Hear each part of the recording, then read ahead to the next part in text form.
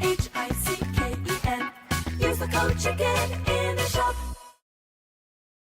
Hey guys, the Chicken is here. We are back today with another Boom Beach video, and in today's video, guys, we've been just kind of chilling, just waiting to see what's going to work, what's not going to work. But what we can go over is everything that you guys need to do to be successful at 6ER, because I've been seeing a lot of comments saying, Chicken, you know, that's great that you made it up to 23, but I'm in rank 20 facing the same kind of bases, and I, you know, can't get ahead. So if you guys haven't already, appreciate it if you throw that code Chicken into the shop. We went over the deals yesterday. I think the best one is the 1414 crystal powder. And now you can buy power powder. That's always kind of nice, and I definitely need to get that because after, I'm sure most of you guys saw my mystical monument getting to 300, kind of short on all of that stuff, so we're going to be picking those up. Not right now, but yeah, so we got a week and a half left of the season. We're just over the halfway mark, and today I did a couple, actually I think I only did one thing. I unlocked Mortars, which I think was good, and that's going to allow us to start beefing up the base a little bit, because before I got Mortars, things were starting to look pretty gross. I lost about 7 straight after I made it up to 23, 26, I think it was yesterday. Went back down to 2250, and then once I got the Mortars, things kind of started to stagnate a little bit. So what do you actually need at 6ER? Now, this base is great if you're not running Seekers. Or, I mean, this base is great. Typically, you don't have this tech defensively if you're running Seekers. This is a great base to try to stop Seekers. This is kind of the meta base at 6 engines, whatever the layout is with the shock launcher and the sky shield kind of over there. I think I've been messing around with the layout on some of these things, and I just can't really find something that I like. But it is nice to not have to tiny shock, not be able to tiny shock the shock launchers. The only problem is the grappler pulls bullet in, and then he taunts the launchers and kind of shuts them down because he's almost out of range of them. Because I think they have a dead zone, right? Do shock launchers not have a dead zone? Am I crazy? Oops. Yeah.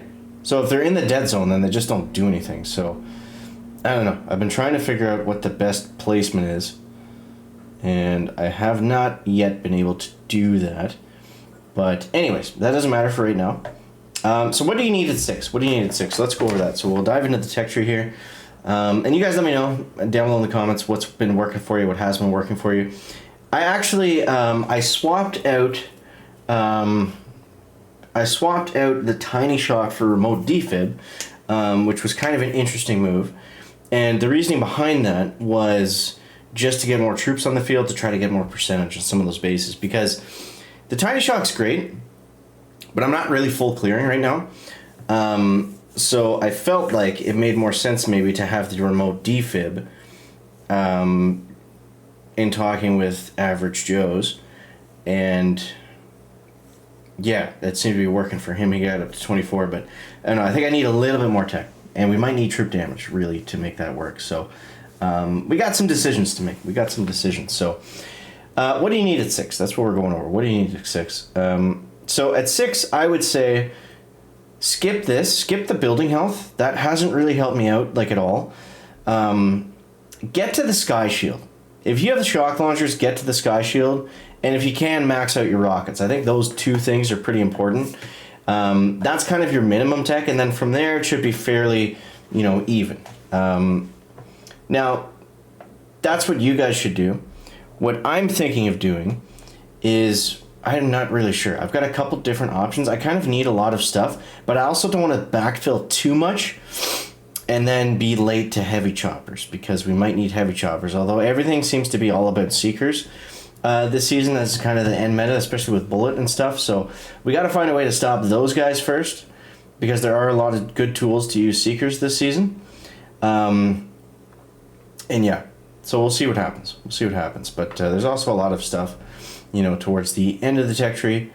Troop damage, lots of good hard-hitting prototypes, critter cannons for some reason. And yeah, so that's what we're working with for right now, guys. Let's get into an attack here and see what we can do. So yeah, today was just all about, it was really just about chest collecting and trying to figure out the right tech path. I mean, ideally at 6, you know, you're going to have all the defense, right? And that's going to really help you out. Or you're going to have smoke, seekers, cryobomb, troop damage, in 6ER, and bullet. If you are a seeker player, then getting to bullet is the key to making them work again at 6, or that seems to be the case anyways. So let's see what kind of garbage we can get matched up with here, just for your guys' entertainment, and see what we can figure out. So there's 2 bases I'm facing right now: wide open naked ones and this one. The wide open naked ones are seeker players, so this one means that we need to get percentage, right? So he does have a grappler. And a lot of players have been using mechs. So I don't know. I think we're gonna try mechs with the second wind ability and see if that does anything for us. And I just don't want to spend too much GB here in land. Let's go 1, 2, 3, 4, 5. Hopefully the mechs take down some of those mines. That kind of worked. I'm kind of okay with that. And yeah, so the goal here is to keep the mechs alive and out of the grappler.